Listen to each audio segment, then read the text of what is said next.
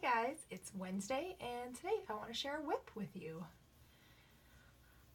So here's another video, again after a long hiatus, but for those of you who don't know or don't remember, I'm Sarah and this is my yarn lab, at least for the time being, and I just wanted to share a quick video with you guys, because I find that when it's been a while since I put up a video, I get like a weird, not quite anxiety, but like put a lot of pressure on myself that I need to like put out a good video. So thought this time I would try and cut that pressure and just do a quick WIP It Wednesday short video for you guys. And then hopefully that will springboard into more videos this week. This WIP is the first one of 2018. And it is my Tegna. This is a fairly popular pattern right now, one of the earlier ones designed by Caitlin Hunter, who of course is also the designer of Sunset Highway and the Zwig and the Nilichik or whatever poncho and like every other sweater that everybody is knitting lately, pretty much. Every other non-fade sweater, should clarify. But it is a fingering weight tank with a really pretty lace detail along the bottom. It is a cropped, it's not a tank, it's a cropped summery sweater. It has like a short sleeve. Yeah. Anyways, what to tell you about this one? I'm knitting mine out of Cascade Heritage sock yarn, which is 75% superwash merino, 25% nylon, and it's color 5631, which I believe is charcoal. I had what I thought was two full skeins of this in my stash for a very long time, and probably 6 months ago or whenever people first started knitting the Tegna, I sort of earmarked those two skeins for this sweater. Turns out that the first skein, which was already caked up, was not a full skein, and so I did in fact order a third one. I ordered it through Yarn Canada. They have really great prices for your basic commercial yarns, and the shipping is super fast.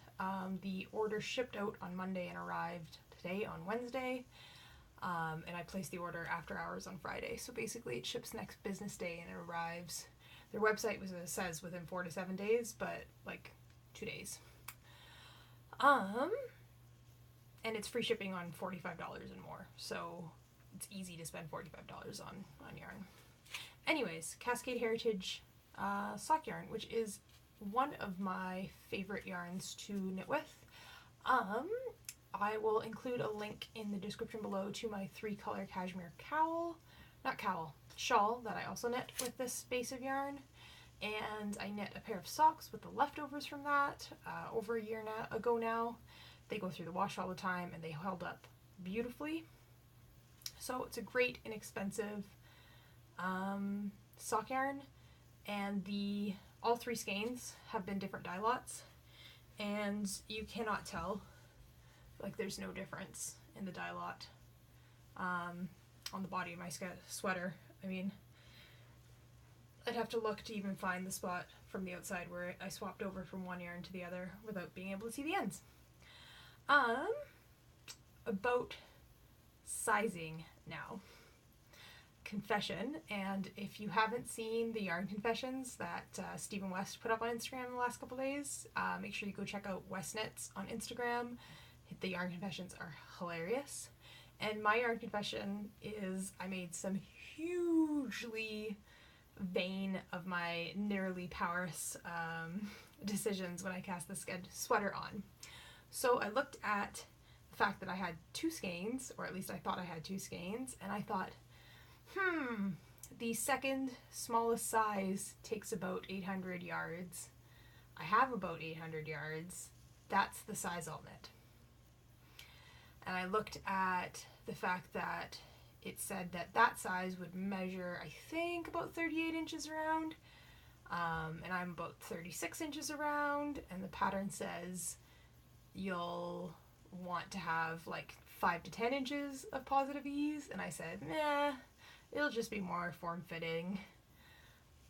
And it turns out I had to order a third skein of yarn anyways, so number one, terrible life choice to say I'm going to pick a size based on how much yarn I have, because I do kind of wish I had knit the next size up, which would have been more appropriate for me, because I've tried this on and it fits with exactly no positive ease. Just no ease. No negative, no positive, it just fits. So, and then the length, which I did knit to the second size requirement here, is probably a bit short for my likings.